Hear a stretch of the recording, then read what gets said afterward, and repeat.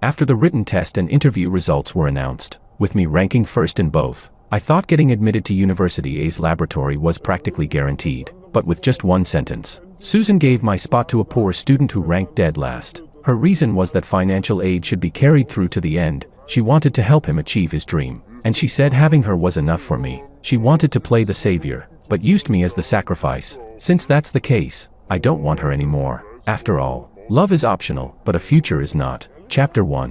When the admission results came out, I stood on the street, feeling dazed. Although nothing in the world is ever absolutely certain, this result was still unexpected. In past years, a university's lab had a 100% acceptance rate for a university's own PhD students. But while the others all got in, I, who ranked first, was the only one rejected. I opened WeChat Moments and saw that someone had already begun celebrating. The one at the bottom of the list has realized his dream. How is that not a kind of success?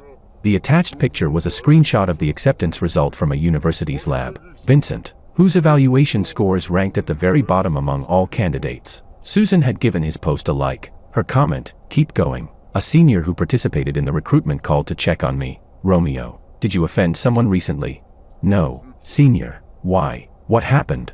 He sounded truly confused. The reason given for accepting the student who took your spot was that his undergraduate background aligned better with the lab's future research direction. But we all know that this explanation is just. He paused. I found out that Susan had a word with them. Did you offend her somehow? Hearing that, the chill in my heart deepened completely. Not many people knew that Susan and I were together, because her father was the largest shareholder of a university's lab. She said it was to avoid suspicion, so no one would gossip about me getting in because of her, and wanted to keep our relationship private. Only people in our closer circle knew. I had once appreciated her thoughtfulness, but the result now made people think I was rejected because I offended her. What an ironic joke. After thanking the senior and ending the call, I received a message from her. "Did the results come out?" I replied. "You already knew, didn't you?" Her call came almost immediately. I hung up. After several attempts, I blocked all her contact methods. I could live without love, but I could not let my future be ruined. My good brother Santiago tried to cheer me up and asked me out for a meal. Unexpectedly, fate had other plans. We ran right into them. To our handsome Vincent for successfully getting into the lab of his dreams and achieving his goals. Cheers. Susan stood beside Vincent, smiling brightly at him. The two of them were standing very close. What terrible luck. Since we ran into her, I'm at least going to curse her out. She went way too far. Santiago stormed forward, but I stopped him. Forget it. Let's switch to another place. Just as we turned around, a shout came from behind. "Romeo, stop right there." Vincent practically bounded over to me in a few big steps. "Why did you block Susan? What did she ever do to you?" Santiago let out a disbelieving laugh. "You're really asking? She took Romeo's spot in the lab and handed it to you with one sentence. If he doesn't block you too, should he keep you around for the New Year celebration?" Vincent looked humiliated. "What do you mean took? Every step I took followed the proper recruitment process. Just because you got rejected, you can't smear me."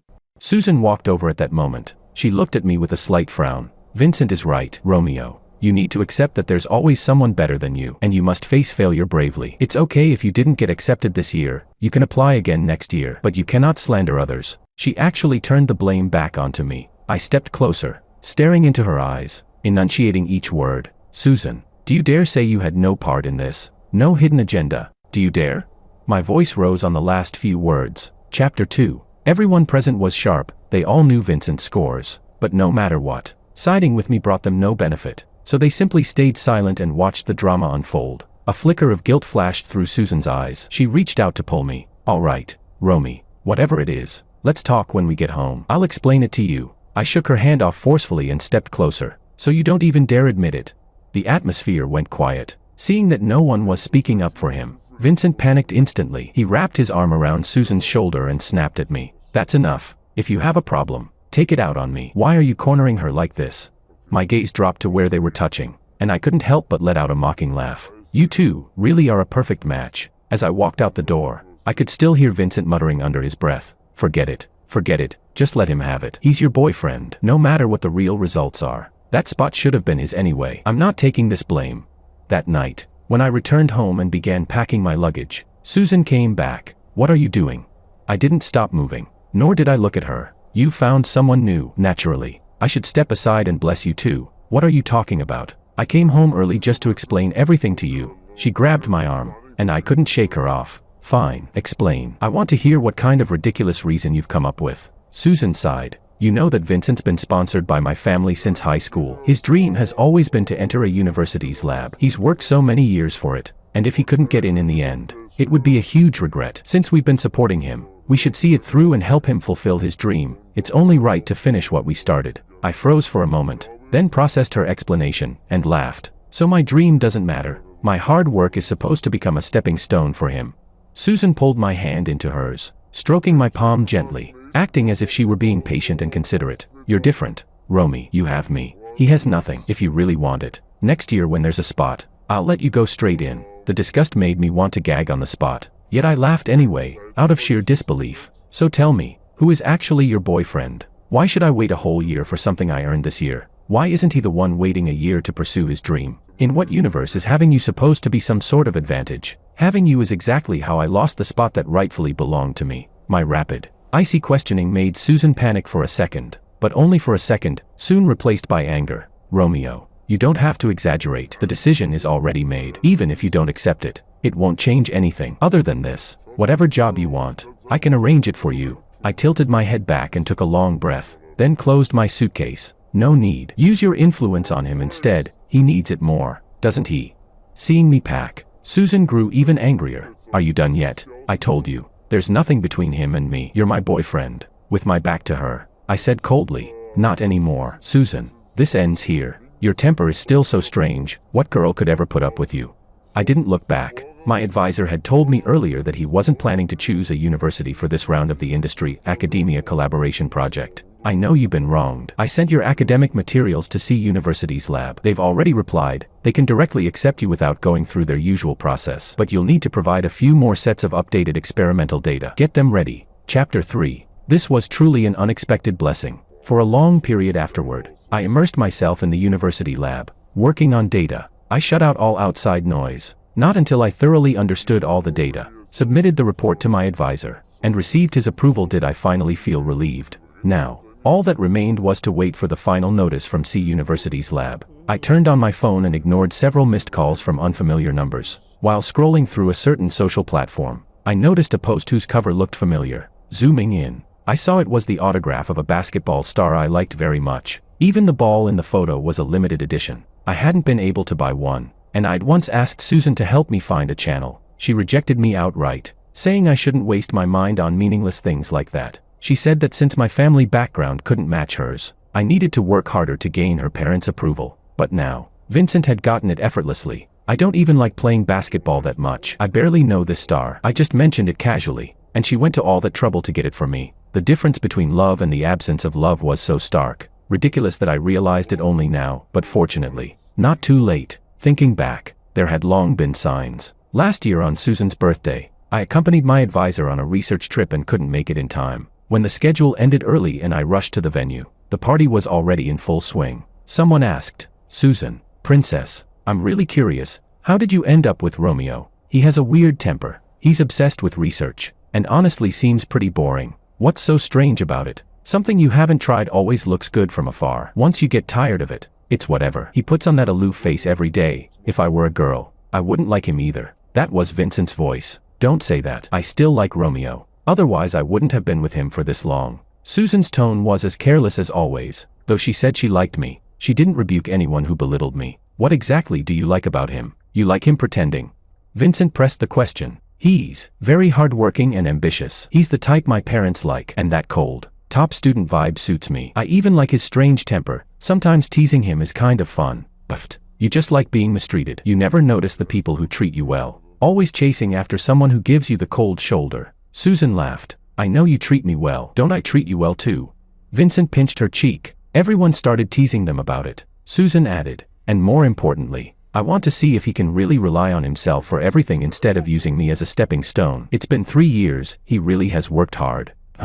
What's so hard about acting for 3 years? Just wait and see if he'll come begging you for help at graduation. She seemed to accept Vincent's words, only responding with a vague Back then, I thought it was just that we still needed to adjust to each other. After all, we came from very different environments, and she tolerated me in many ways. People who are used to relying on themselves tend to reflect inward by default. And since we spent a whole month traveling together that summer, and she didn't show any spoiled princess attitude, being thoughtful in everything, I convinced myself that no one is perfect. If I enjoyed her good side, I should also accept her flaws. Besides, I had a stubborn desire to prove to her that the 3 years I'd been with her were not an act. That day, I talked myself into feeling better. She never knew I had returned early. Looking back now, I was simply inexperienced and blind to people's true colors. Susan only liked the parts of me that benefited her, not me as a person. So whenever there was a conflict between Vincent and me, she would never choose me first. Such love wasn't worth wanting. Chapter 4. The next day, Susan found my new place. She was carrying a thermal food container. You really can just ignore me completely. It's been a few days. Your anger should have cooled by now. Right.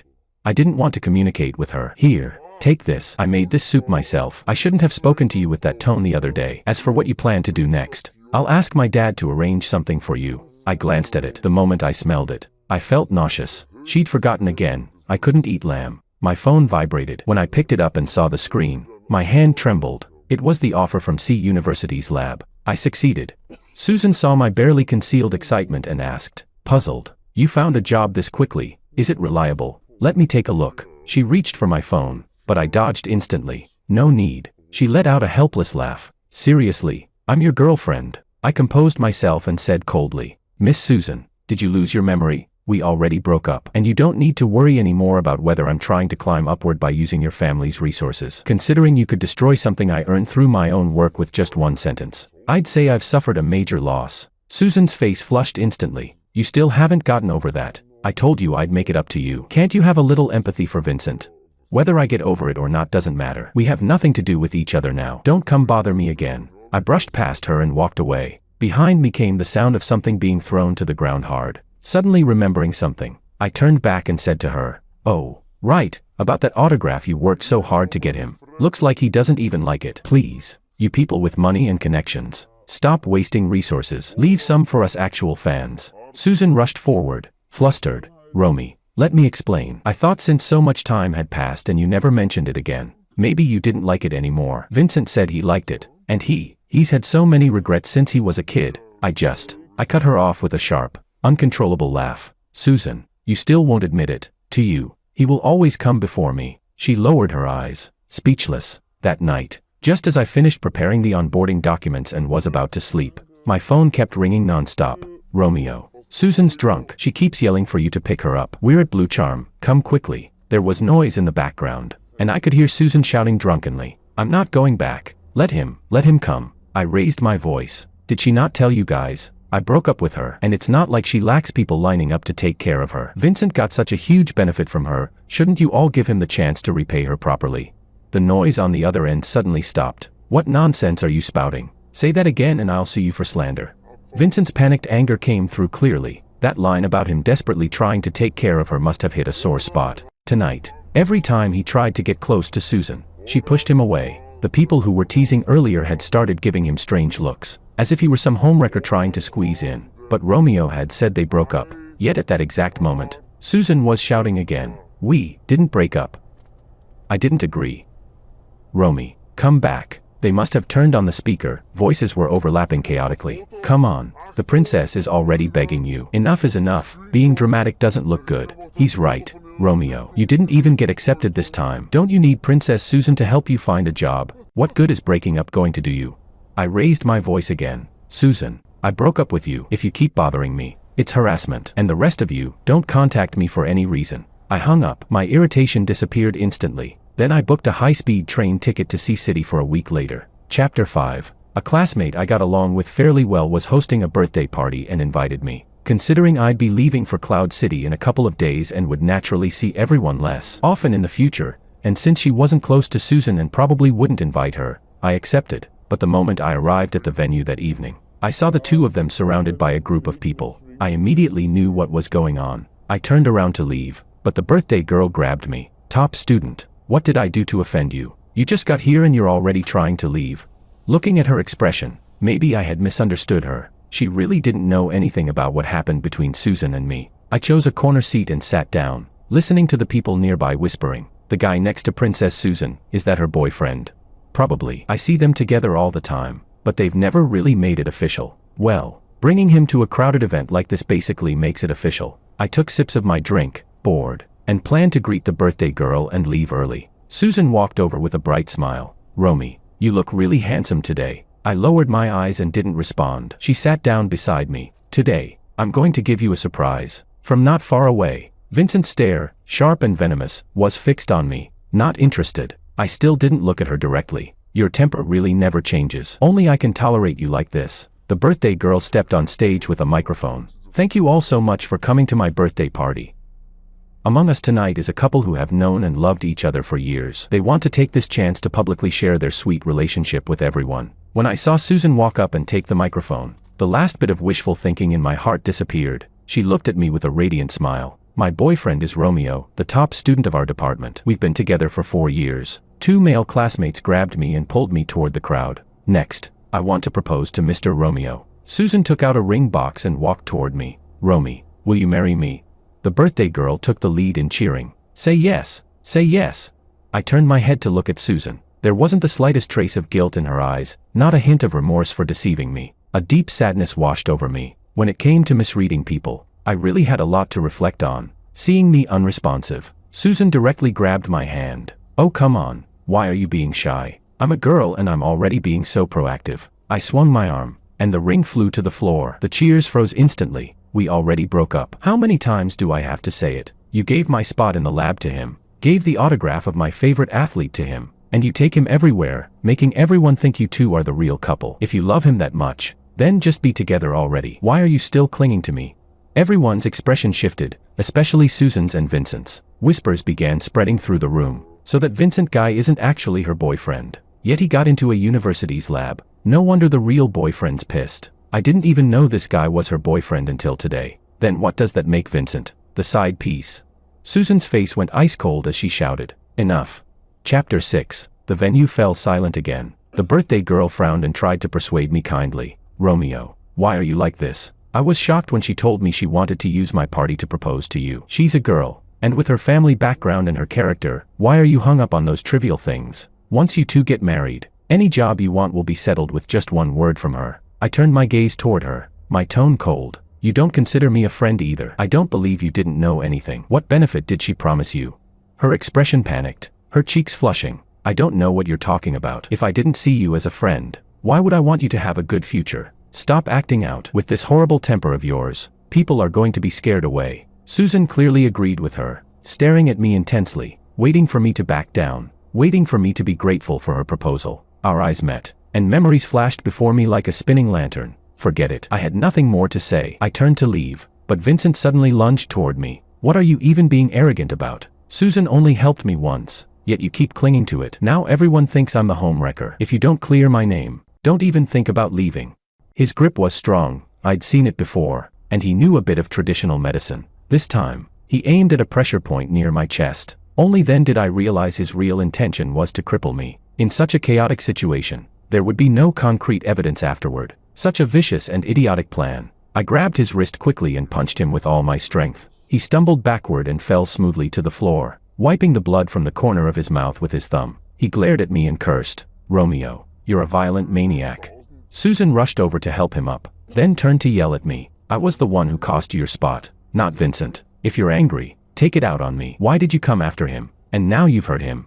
I froze for a moment, then laughed. I hit him because he tried to attack me. It was self-defense. Don't drag everything back to yourself. We have nothing to do with each other anymore. Miss Susan, do you really like fantasizing about 2 men fighting over you? Vincent likes using toxic competition to climb upward, but I'm not interested. Susan stood there stunned, as if she couldn't process what I'd said. The party ended awkwardly. After that day, I found out the birthday girl had indeed accepted a benefit from Susan. Susan had given her family's company a cooperation project from her own family's business. But after the fiasco at the party, that benefit naturally fell through. She was scolded harshly by her father and then blamed everything on me, sending angry messages. Vincent was right, you're acting high and mighty. If you wanted to reject her, couldn't you have done it afterward? Why did you have to ruin my birthday party like that? I finally managed to accomplish something impressive in front of my dad, and you destroyed it. Romeo, someone like you deserves to have no friends. After blocking her, I couldn't help but think, this whole circle was rotten to the core. Chapter 7. Meanwhile, because I brought up Vincent's backdoor admission publicly, the matter quickly became a hot topic. Everyone already knew the truth, of course, but the procedures were indeed flawless on the surface. Lab admissions aren't based solely on grades, they're evaluated holistically, which means there's plenty of room to manipulate. Potential. compatibility, all kinds of subjective factors, exaggerating research experience, exploiting loopholes in the rules to show favoritism. As angry as my advisor was, he couldn't demand justice for me publicly, but by canceling the original collaboration project with a university's lab, he made his stance clear. It was like a loud slap across Susan and Vincent's faces. Working with our own university's lab is just a tradition, not a requirement. See, university's lab has been developing well in recent years. Moving there is also breaking institutional boundaries in a good way. I've been lucky to have such a good advisor these past years. He's a major reason I've achieved what I have today. Just as I was envisioning my future career, Susan resurfaced like a ghost that refused to leave. Romy,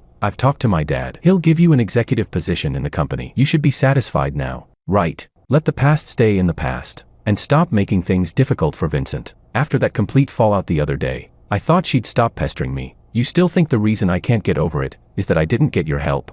I hadn't expected that after 4 years. Her understanding of me was still so shallow. That's not what I meant. I just said I would compensate you. I don't need it. I'll earn my own future. If you stop destroying my opportunities, I'll already be grateful. Okay.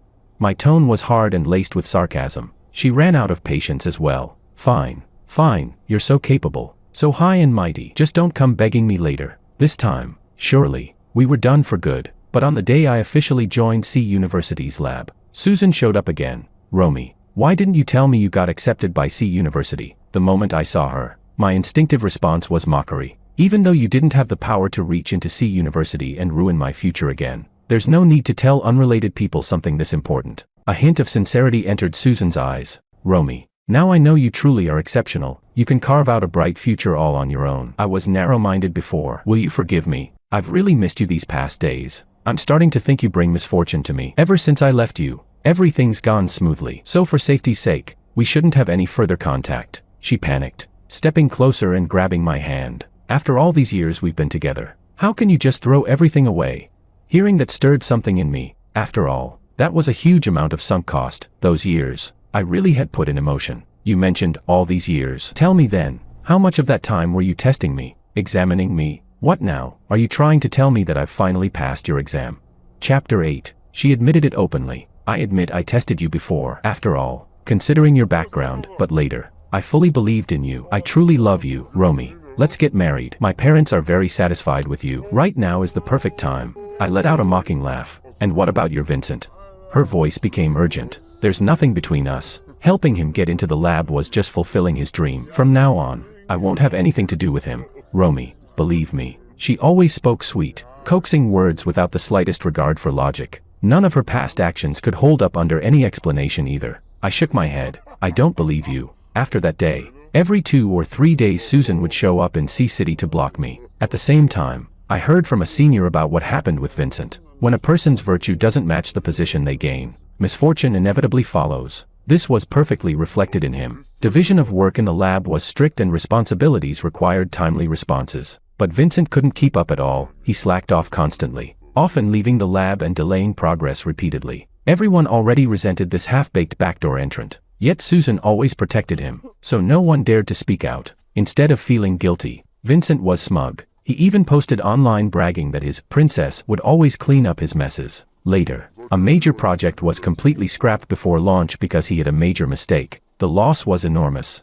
Even Susan couldn't save him this time. The incident was so severe that it alarmed her father. Other members of the lab seized the chance to file a joint complaint, accusing Vincent of neglecting his duties. They had everything: surveillance footage, attendance logs, data reports, ironclad evidence. People began questioning a university's lab recruitment standards and dug out Vincent's evaluation scores. My advisor also stepped forward, stating that his prized student had been treated unfairly during the recruitment, which was the core reason he moved the original collaboration project to another lab. He further questioned a university's recruitment procedures and called for a full investigation. Public outrage surged. In the end, Vincent was dismissed from the lab for incompetence. Even Susan's act of using her position as the shareholder's daughter to influence the admissions was exposed. Online discussions were explosive, so it was capital pulling strings. No wonder. I feel bad for the student who got pushed out. Heard he ranked first in everything. One phone call can destroy someone's future. What did he ever do to deserve that?